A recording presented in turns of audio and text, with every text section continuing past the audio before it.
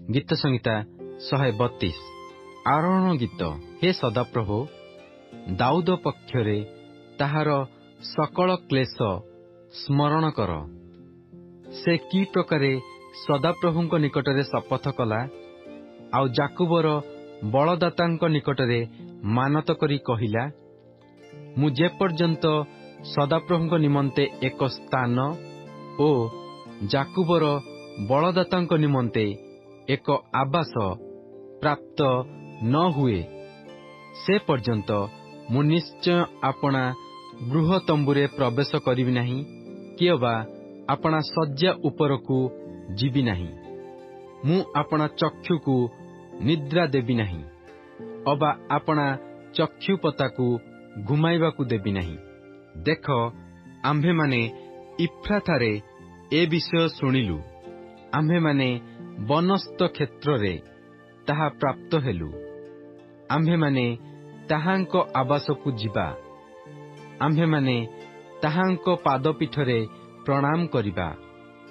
ହେ ସଦାପ୍ରଭୁ, ଉଠ, ତୁମ୍ଭେ ସ୍ୱପରାକ୍ରମର ସିନ୍ଦୁକ ସହିତ ଆପଣା ବିଶ୍ରାମ ସ୍ଥାନକୁ ଗମନ କର।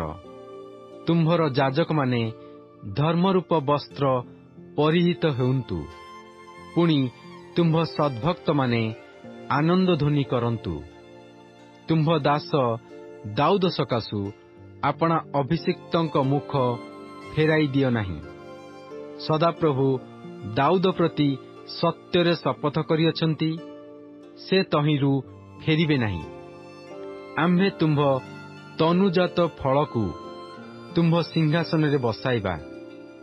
ଯେବେ ତୁମ୍ଭ ସନ୍ତାନଗଣ ଆମ୍ଭ ନିୟମ ଓ ଆମ୍ଭେ ସେମାନଙ୍କୁ ଯେଉଁ ପ୍ରମାଣ ବାକ୍ୟ ଶିଖାଇବା ତାହା ପାଳନ କରିବେ, ତେବେ ସେମାନଙ୍କ ସନ୍ତାନଗଣ ହିଁ ସଦାକାଳ ତୁମ୍ଭ ସିଂହାସନରେ ବସିବେ।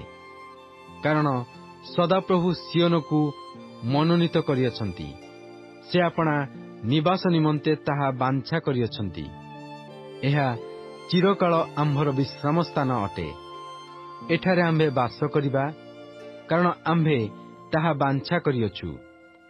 ଆମ୍ଭେ ତାହାର ଭକ୍ଷ୍ୟ ଉପରେ ବହୁଳ ରୂପେ ଆଶୀର୍ବାଦ କରିବା। ଆମ୍ଭେ ତାହାର ଦରିଦ୍ରଗଣକୁ ଅନ୍ନ ଦେଇ ତୃପ୍ତ କରିବା।